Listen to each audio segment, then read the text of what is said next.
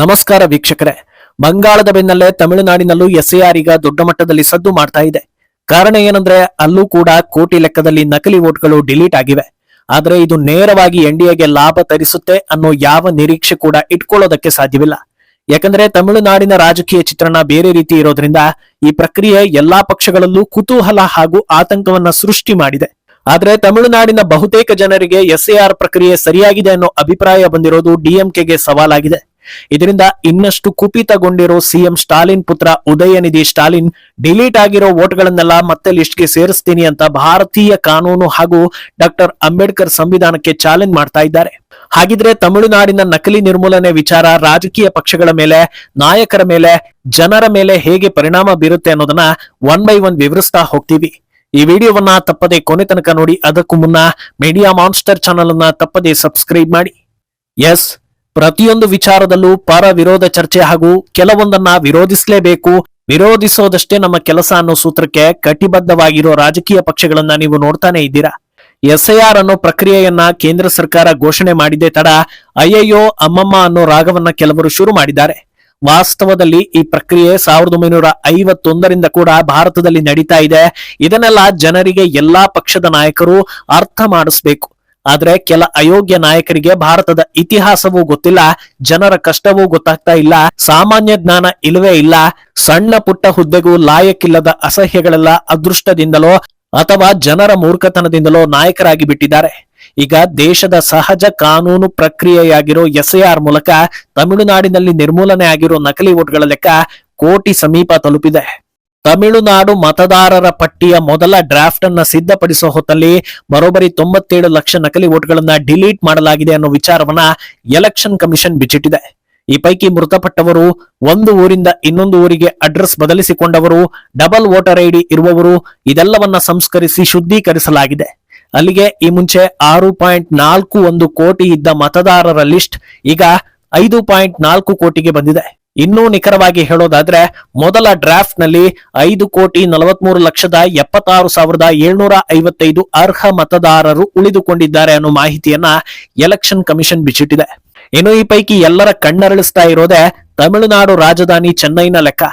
ಬರೀ ಚೆನ್ನೈನಲ್ಲಿ 14.5 ಲಕ್ಷ ನಕಲಿ ವೋಟ್ಗಳನ್ನ ಡಿಲೀಟ್ ಮಾಡಲಾಗಿದೆ. ಈ ಮುಂಚೆ 40.04 ಲಕ್ಷ ಇದ್ದ ಚೆನ್ನೈ ಮತದಾರರ ಲೆಕ್ಕ ಈಗ 25.79 ಲಕ್ಷಕ್ಕೆ ಬಂದು ನಿಂತಿದೆ.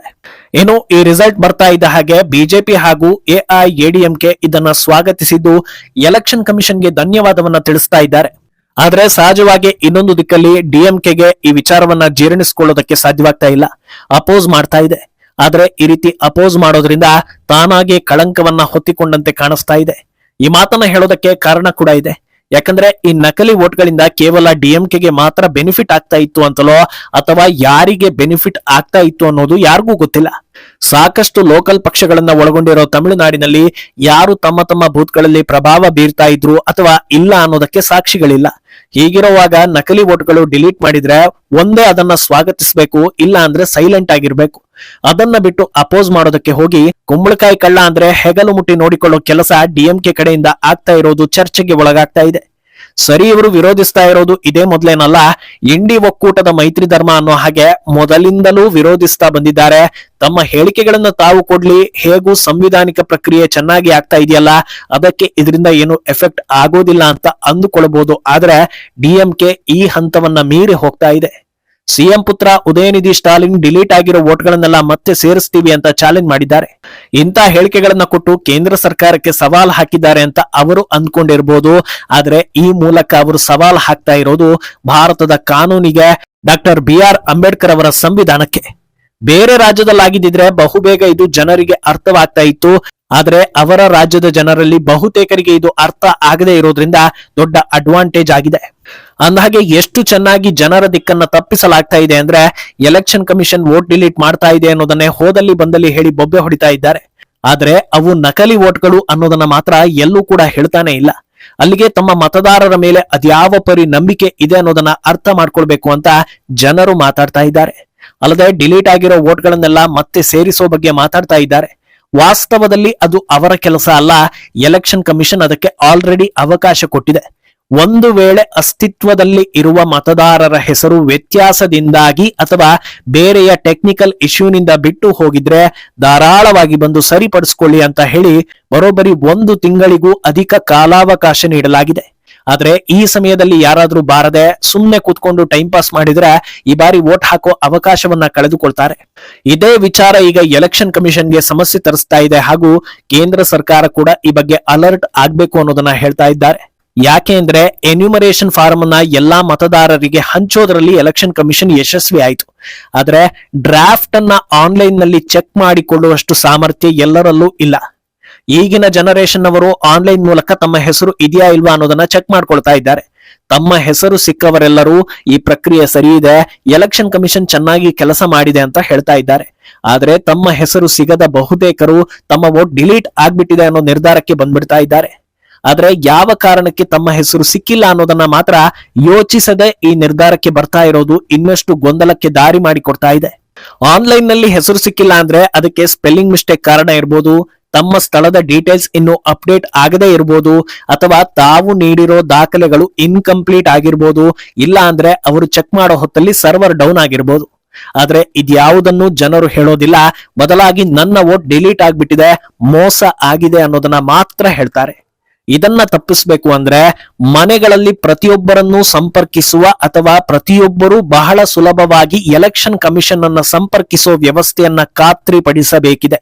ಇಲ್ಲದೇ ಇದ್ರೆ ಕೊನೆಗೆ ರಿಸಲ್ಟ್ ಬಂದ ಬಳಿಕ ನಾನು ಹುಟ್ಟಿದ್ದೆ ಇಲ್ಲಿ, ನನ್ನ ವೋಟ್ ಅನ್ನ ಡಿಲೀಟ್ ಮಾಡಿದ್ದಾರೆ ಅಂತ ಒಂದಷ್ಟು ಜನರು ಆರೋಪ ಮಾಡಿದ್ರೆ ಅದು ದೊಡ್ಡ ಬ್ಲಾಕ್ ಮಾರ್ಕ್ ಆಗುತ್ತೆ. ಈ ರೀತಿ ಆರೋಪ ಬಂದಾಗ ಬಹುತೇಕರು ಈತ ಏನೋ ಮಿಸ್ಟೇಕ್ ಮಾಡಿದ್ದಾನೆ ಅಂತ ಯೋಚಿಸೋದಿಲ್ಲ, ಬದಲಾಗಿ ಏನೋ ಗೋಲ್ಮಾಲ್ ಮಾಡಿದ್ದಾರೆ ಅಂತಲೇ ಯೋಚಿಸೋ ವಾತಾವರಣ ಅಲ್ಲಿ ನಿರ್ಮಾಣ ಆಗಿರೋದ್ರಿಂದ ಇದೆಲ್ಲಾ ಸವಾಲುಗಳು ಕಾಡಲಿವೆ. ವಾಸ್ತವ ಏನಂದ್ರೆ ಬಿಹಾರ ಕೂಡ ಸಾಕ್ಷರತೆಯಲ್ಲಿ ಹಿಂದುಳಿದಿದ್ದ ರಾಜ್ಯವೇ. ಆದ್ರೆ ಅಲ್ಲಿ SIR ಪ್ರಕ್ರಿಯೆ ಎಷ್ಟು ಅಚ್ಚುಕಟ್ಟಾಗಿ ನಡೆದಿತ್ತು ಅಂದ್ರೆ ಯಾವೊಬ್ಬ ಮತದಾರನು ತನ್ನ ವೋಟ್ ಡಿಲೀಟ್ ಆಗಿತ್ತು ಅನ್ನೋದನ್ನ ಹೇಳಿಲ್ಲ. ಅಲ್ಲದೆ ಯಾವುದೇ ಪಕ್ಷದ ಬೂತ್ ಏಜೆಂಟ್ಗಳು ಕೂಡ ಕಂಪ್ಲೇಂಟ್ ಮಾಡೋದಕ್ಕೆ ಅಲ್ಲಿ ಕಾರಣಗಳು ಸಿಗ್ಲಿಲ್ಲ. ಇದೇ ಅಚ್ಚುಕಟ್ಟುತನ ತಮಿಳುನಾಡಿನಲ್ಲೂ ಆಗ್ಬೇಕಿದೆ.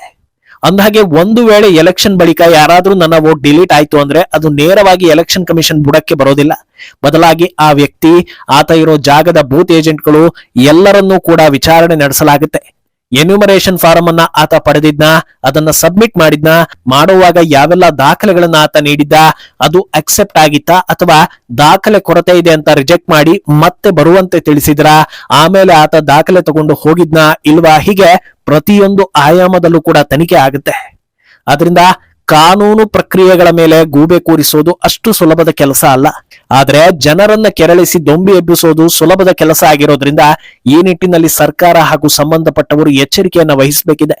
ಯಾವುದೇ ನಕಲಿ ವೋಟ್ಗಳು ಅಸ್ತಿತ್ವದಲ್ಲಿ ಇರಬಾರದು ಅನ್ನೋದು ಎಷ್ಟು ದೊಡ್ಡ ಜವಾಬ್ದಾರಿಯೋ ಅದೇ ರೀತಿ ಯಾವೊಬ್ಬ ಅರ್ಹ ವ್ಯಕ್ತಿಯ ವೋಟ್ ಡಿಲೀಟ್ ಆಗಬಾರದು ಅನ್ನೋದು ಕೂಡ ಅಷ್ಟೇ ದೊಡ್ಡ ಜವಾಬ್ದಾರಿ.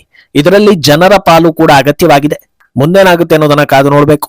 ಈ ಬಗ್ಗೆ ನಿಮ್ಮ ಅಭಿಪ್ರಾಯವನ್ನ ತಪ್ಪದೆ ಕಮೆಂಟ್ ಮೂಲಕ ತಿಳಿಸಿ.